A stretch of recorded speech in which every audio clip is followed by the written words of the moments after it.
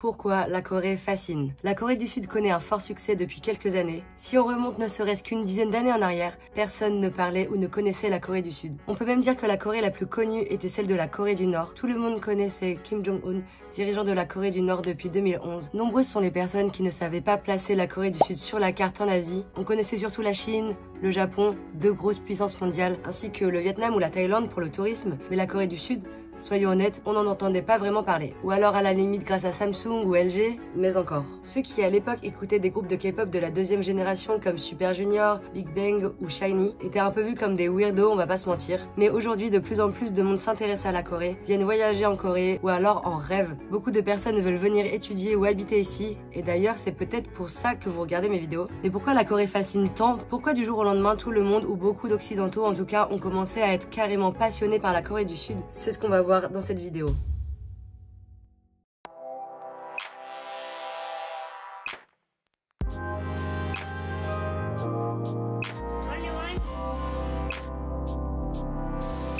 Bienvenue dans cette nouvelle vidéo un peu spéciale, un peu particulière. Je vais essayer de commencer à vous parler un peu plus de phénomènes autour de la Corée du Sud. Et aujourd'hui, on va s'intéresser au soft power coréen, de la vague coréenne qui submerge le monde entier aujourd'hui. Et celle-ci a un nom, ça s'appelle la Hallyu. C'est un terme utilisé aujourd'hui pour en gros désigner la popularité des divertissements et de la culture coréenne dans le monde entier. Cette tendance est apparue au milieu des années 1990, après que la Corée soit entrée en relation diplomatique avec la Chine en 1992. À cette époque, les séries télévisées et la musique pop coréenne ont gagné une grande popularité au sein de la communauté chinoise. Et en 2003, la Hallyu, la vague coréenne, a commencé à toucher le Japon lorsque la série Winter Sonata a été diffusée par la NHK. Cette série a obtenu instantanément un immense succès. Donc même si en fait ces trois pays rivaux se détestent, en gros ils peuvent vraiment pas se saquer encore aujourd'hui, ils consomment énormément de contenu divertissant les uns des autres. Et c'est donc d'abord en Asie que l'Hallyu s'est propagée. Faut savoir que la Corée elle a pas vraiment eu une vie facile, un développement facile, parce que pendant la guerre de Corée elle a été quasiment détruite. Et en l'espace d'une quarantaine d'années seulement, c'est devenu l'une des 15 puissances économiques mondiales et elle se positionne aujourd'hui comme l'un des principaux soft power de la scène internationale. Et on fait une toute petite pause dans la vidéo pour vous introduire le sponsor du jour. Le sponsor du jour, c'est Letyshops, un site de cashback. Et bientôt, c'est le Black Friday, le plus grand événement shopping du monde. Et pour moi, c'est le moment parfait pour acheter tout ce que je veux à petit prix. Comme je fais beaucoup de shopping sur internet, sur AliExpress, je fais déjà ma liste de favoris pour pouvoir tout commander à partir du 23 novembre, dès le lancement de la promotion. Et outre les promotions du Black Friday, je connais un moyen d'économiser encore plus. C'est par exemple combiner les bons plans d'AliExpress avec le cashback boosté x5 de Letyshops. Imaginez jusqu'à 25% de cashback en plus des réductions. Cela veut dire qu'au lieu de par exemple 5 € standard, vous recevez 25 € de cashback pour votre commande. Et l'application de cashback Letyshops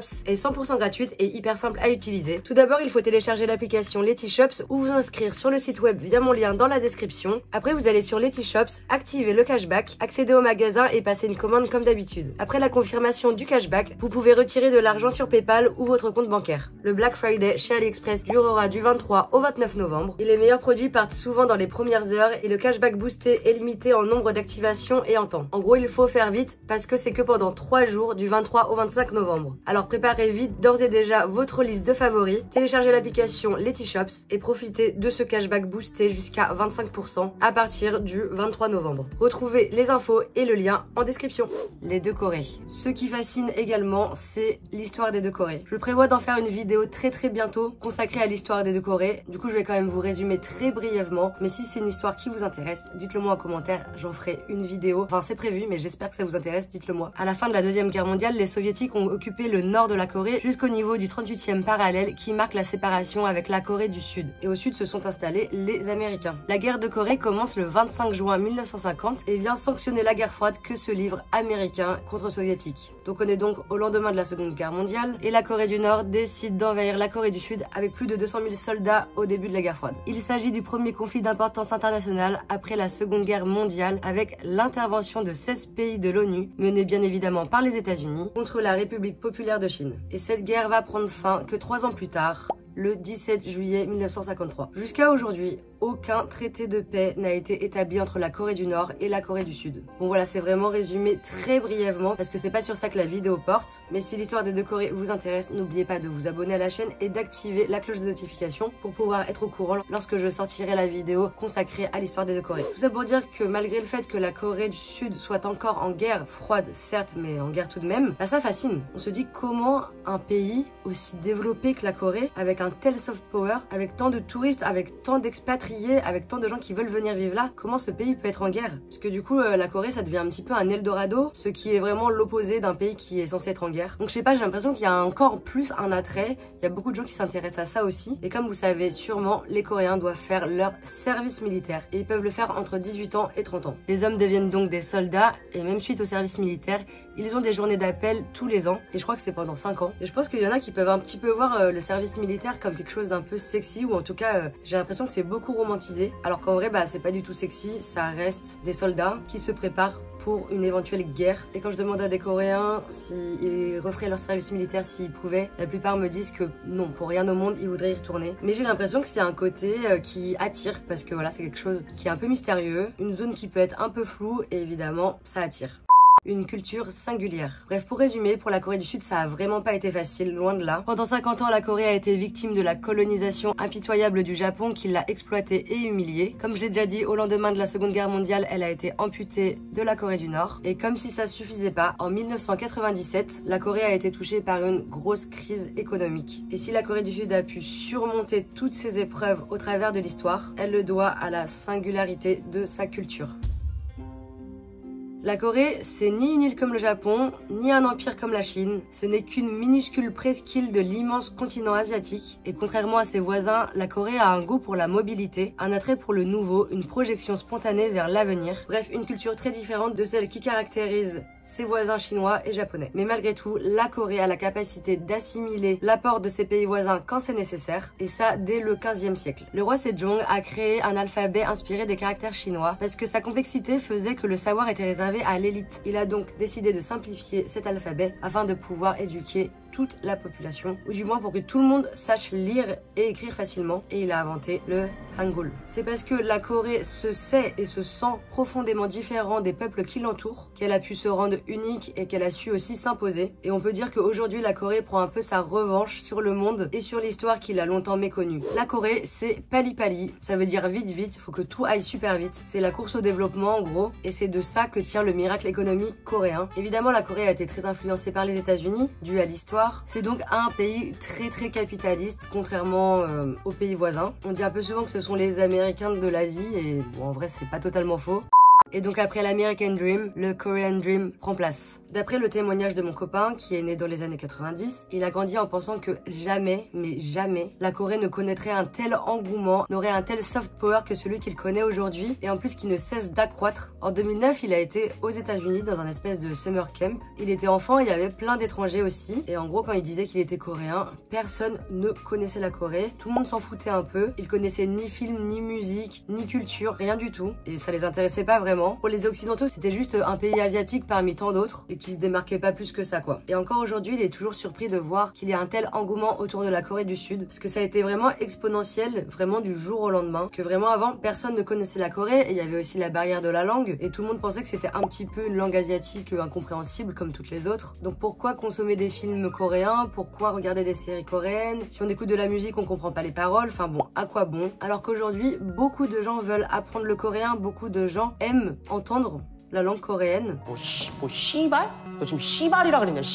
y a beaucoup de gens, apprendre une langue, apprendre la langue coréenne, c'est devenu une passion, c'est devenu un passe-temps, à force de regarder des dramas, à force d'écouter de la K-pop ou quoi. Alors que je suis sûre que dans les années 2000 à 2010, tout le monde trouvait ça un peu bizarre à l'époque. Le nombre de cours en ligne qui ont ouvert pour apprendre la langue coréenne, c'est un truc de ouf. Les facs de langue qui apprennent le coréen, c'est de plus en plus dur de rentrer dans des facs en France pour apprendre le coréen, ça fait la queue. Alors qu'il y a quelques années, je suis sûre que les amphis étaient vide. Donc en gros, cette énorme vague Hallyu connaît vraiment un succès mondial aujourd'hui, même par rapport à la cuisine. Le nombre de restos coréens qui ont ouvert sur Paris ou même dans d'autres villes. Avant, je pense que personne ne connaissait la cuisine coréenne du tout. À la limite, japonais, vietnamien, chinois. Mais la cuisine coréenne, c'était vraiment pas à la mode. Maintenant, c'est devenu vraiment trendy. Sur Instagram, je scrolle des fois et je vois trop de restaurants coréens genre, qui ouvrent et qui ouvrent. Il y a même des gens qui font leur kimchi eux-mêmes. Alors que je pense il y a 15 ans, on vous parlait de choux fermentés. Je pense que ça attirait vraiment personne. Donc vraiment, la cuisine coréenne maintenant attire énormément. Alors qu'il y a ne serait-ce quelques années, tout ça, ça restait un peu une passion de niche. Aujourd'hui, même des gens qui n'écoutaient pas de K-pop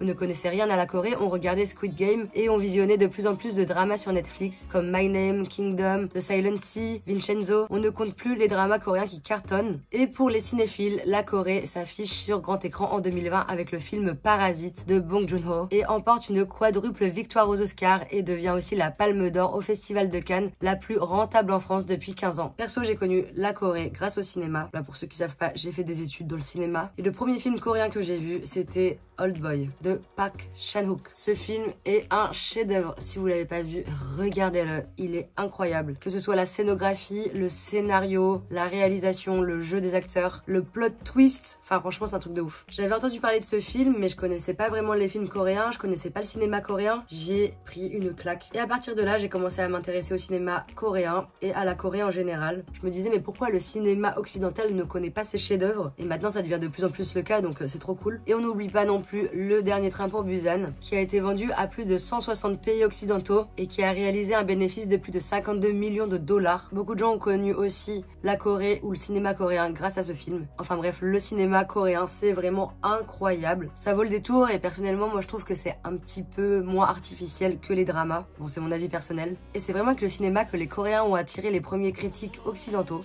La K-pop. La K-pop, c'est franchement le soft power principal de la Corée du Sud. C'est plus que juste de la musique, c'est vraiment un phénomène. Ça englobe bien plus que juste de la musique et c'est pour ça que ça a propulsé l'influence au-delà des frontières. Ça a complètement remodelé la perception du pays à l'échelle mondiale. En vrai, on connaît la K-pop depuis pas si longtemps. Ça a été surtout démocratisé avec Psy ou BTS, mais en réalité la K-pop elle existe depuis bien plus longtemps que ça. Ça a commencé dans les années 90. Pour ceux qui s'intéressaient déjà à l'Asie, c'est au début des années 2000 que la K-pop a vraiment commencé à se développer avec des célèbres groupes comme Big Bang, SHINee, Girls' Generation, Super Junior aussi. Mais tous ces groupes c'était vraiment écouté par une minorité de personnes, c'était un peu de niche. Et dans le monde entier, le premier élément significatif qui a diffusé la Hallyu à grande échelle, ça s'est produit le 15 juillet 2012, qui compte aujourd'hui plus de 4 milliards de vues, enfin presque 5, je sais plus, enfin un truc de ouf. Et c'était le plus gros phénomène tout public venu de la Corée du Sud. Donc comme je disais, la K-pop, c'est d'abord un style musical, mais ça englobe énormément de styles musicaux à l'intérieur. Il va y avoir du hip-hop, du R&B, du rock, du rap, enfin vraiment ça va pouvoir toucher énormément de styles musicaux différents. Et c'est vrai que quand on réduit la K-pop juste à BTS par exemple, je trouve ça un peu dommage. Il y a tellement de choses variées dans la K-pop que je trouve ça dommage de juste dire ouais la K-pop c'est juste BTS. La K-pop c'est aussi lié à la danse et franchement les Corées c'est une dinguerie. Enfin les performances en général. Mais les idols influent aussi la mode et toute la culture visuelle. Et les idols ce sont de parfaits ambassadeurs pour la Corée du Sud. Juste à voir les MV. Les MV pour ceux qui savent pas d'ailleurs c'est genre les musiques vidéo. Franchement les MV de K-pop c'est un tel niveau artistique. L'esthétique, les chorégraphies, la narration. Enfin bref c'est vraiment des chefs-d'œuvre. Et la K-pop ça crée aussi des communautés. Franchement, on n'avait pas connu un tel engouement depuis Justin Bieber ou les One Direction, qui étaient super populaires en Occident. Mais voir des communautés de masse internationales passionnées comme ça pour des idoles asiatiques, franchement, si on m'avait dit ça en 2010, j'y aurais vraiment pas cru honnêtement. C'est un truc de ouf comment les K-pop stans sont dévoués et ça dans la durée. Enfin, juste l'industrie de la K-pop ont réussi à remettre les albums, les CD physiques au goût du jour et on vend des millions et des millions à chaque comeback de chaque groupe, chaque artiste. Les gens achètent des CD. Enfin, vraiment, personne n'écoute de CD, on écoute tout ça sur Spotify ou quoi, mais on achète quand même des albums. Pourquoi? Alors déjà, pour la collection, ils ont réussi à faire revenir l'esprit collectionneur à la mode et le démocratiser. Ça passe par les albums, déjà il y a toujours plusieurs versions différentes et un collectionneur voudra toujours toutes les versions. Mais ça passe aussi par les photocards. Les photocards, c'est les petites photos de membres qu'il y a dans les albums et il y en a que 2 ou 3 par album. Donc si vous voulez avoir la chance d'avoir votre photocard de votre membre préféré, donc évidemment pour multiplier multiplier les chances, il faut acheter le plus d'albums possible. Il y a aussi ce délire de photocards un peu exclusifs en pré-vente. Et ça, c'est un petit peu les photocards shiny, genre. Donc, les albums ne sont même pas encore sortis, qu'il y a déjà des millions et des millions de commandes pour avoir le plus de photocards exclusives. Parce qu'en plus, ça, après, ça se revend cher. Enfin bref, c'est tout un business. Et marketingement, ils sont vraiment trop forts en fait. Mais il y a aussi tout le merch qu'il y a autour, les peluches, les photobooks, les lightsticks et j'en passe. Enfin bref, l'industrie de la K-pop a réussi à faire acheter aux fans le plus de goodies possible et les fans ne s'arrêtent pas juste à écouter de la K-pop mais à la consommer et ça c'est trop fort. Et juste vous connaissez le prix d'un concert de K-pop. Enfin, déjà ça dépend où c'est. En Corée ça va être moins cher qu'aux États-Unis ou qu'en France. Perso j'ai fait les trois et c'est beaucoup plus cher aux États-Unis mais ça peut atteindre des milliers d'euros. Et franchement si c'était pas pour des concerts de K-pop, personne ne paierait ces prix-là. Enfin bref, ils ont réussi à démocratiser le fait de dépenser autant d'argent pour un groupe d'idoles et aussi à démocratiser le fanatisme en quelque sorte. Et la K-pop a vraiment un énorme impact économique. Et ajouté à ça, ça a vraiment une portée culturelle internationale gigantesque. Même au niveau marketing interne, toutes les pubs, que ce soit pour les produits cosmétiques ou même du soju, ce sont des idoles qui en font la pub. Et la K-pop a même servi de moyen diplomatique culturel parce que le gouvernement soutient énormément cette industrie. Ça apporte aussi énormément de visibilité, donc le gouvernement profite du succès de la Hallyu pour renforcer sa diplomatie politique. Les célébrités sont ainsi régulièrement sollicitées par le président coréen pour participer à des événements diplomatiques ou pour représenter la Corée du Sud. Par exemple, le groupe EXO a été invité à rencontrer Donald Trump lors du dernier jour du sommet du G20 le 29 juin 2019 à Séoul. BTS sont devenus aussi ambassadeurs de l'ONU et lors du sommet intercoréen de septembre 2018, le groupe Red Velvet s'est produit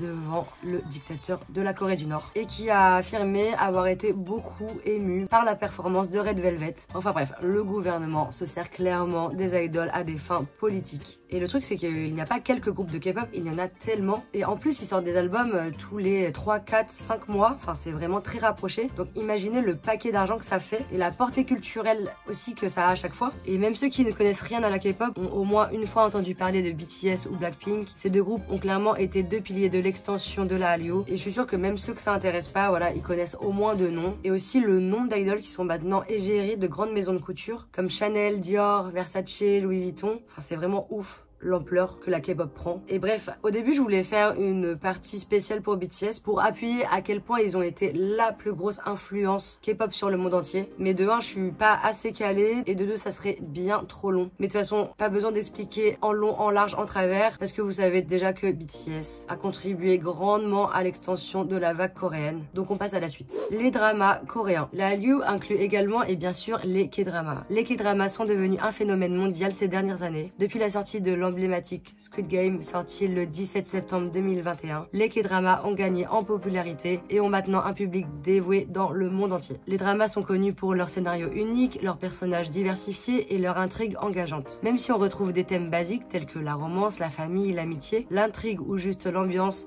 arrive à nous plonger facilement dans la série. Les K-dramas sont devenus un incontournable de la culture coréenne et ont gagné un large public international. Mais cependant, Squid Game c'est pas vraiment une production typique coréenne, c'est très américanisé. Il y a énormément de grands retournements de situation, il y a énormément de violence graphique parce que normalement c'est assez lent et voilà, c'est quand même sur la longueur. Alors que Squid Game c'est très américanisé et en vrai ils ont été forts de faire ça parce que ça a pu toucher énormément de nouvelles personnes. Ça a pu intéresser et intriguer des gens qui s'intéressaient pas du tout au drama ou au cinéma, la culture coréenne en général. Donc ça a rapporté encore plus de monde dans ce phénomène coréen et vraiment juste en général niveau marketing les Coréens trop forts quoi.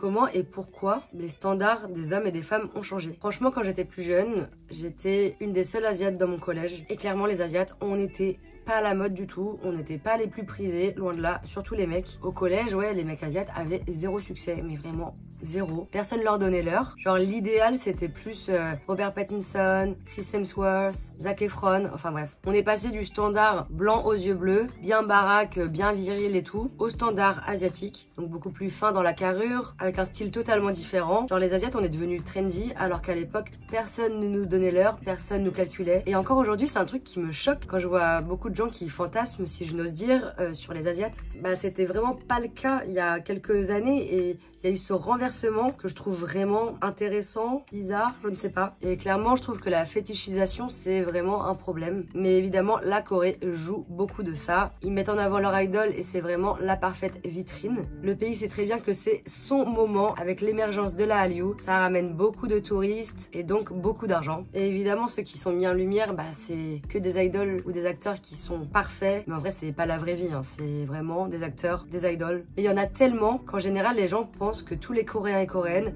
sont comme ça, sont hyper beaux, hyper belles. Alors que si vous êtes déjà venu en Corée ou si vous venez en Corée à l'avenir, vous allez voir que non, c'est des personnes normales. Et les Coréens et Coréennes ne ressemblent pas forcément aux idols. C'est vraiment des strass et des paillettes, hein. Donc on essaye de vous attirer avec ces personnes-là, mais dans la vraie vie, c'est pas comme ça. Il y en a beaucoup qui viennent là pour du tourisme sexuel et ça, c'est un gros problème. J'ai rencontré des gens, quand je leur demande pourquoi vous êtes venus ici, ils me disent pour me trouver un Coréen ou une Coréenne. C'est hyper problématique en fait, ce genre de choses, parce qu'il y en a qui viennent en Corée et en fait chaque Coréen ou chaque Coréenne va être une proie pour eux. Et en fait, ils sont idéalisés juste parce qu'ils sont coréens ou coréennes. Et il y en a plein qui ont juste rien demandé en fait. Ils en ont rien à faire de la K-pop ou des dramas ou de cette vague coréenne, de cette Hallyu. Et en fait, ils sont juste nés coréens, coréennes et c'est tout. Donc voilà, faites attention et venez aussi pour des bonnes raisons. Par exemple, ça, on le voit aussi avec les derniers exploits de l'équipe de football coréenne lors de la dernière Coupe du Monde. Le nombre de personnes qui ont